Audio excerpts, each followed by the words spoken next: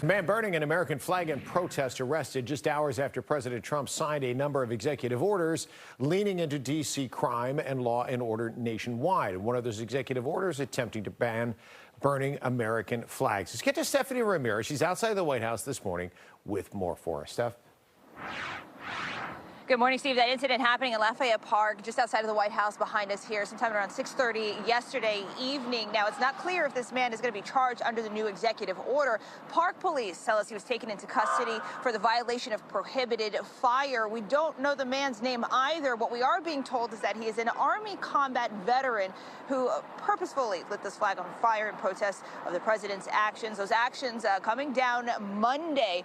This is President Donald Trump issuing a number of executive orders leaning into the D.C. crime, the federal takeover, and the administration's focus on law and order. Now, these new executive orders, they not only seek to have anyone who burns or desecrates an American flag be prosecuted and spend a year in jail, but it also issues directives like requiring the Secretary of Defense to begin training and creating a specialized unit with the D.C. National Guard that can be deputized to enforce federal law.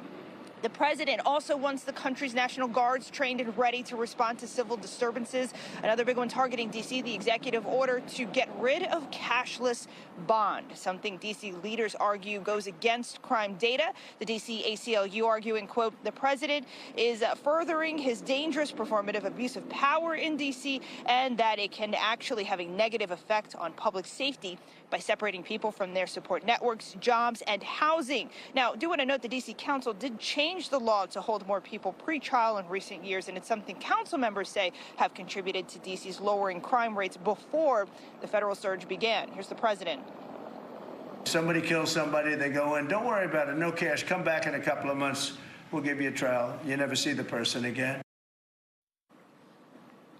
Now, as residents of D.C. have been protesting and recording arrests to serve as witnesses under the federal surge, there is also a new investigation into the alleged D.C. police manipulation of crime data. Monday, White House Deputy Chief of Staff Stephen Miller said that there were accusations that homicides were being reported as accidents instead of murders.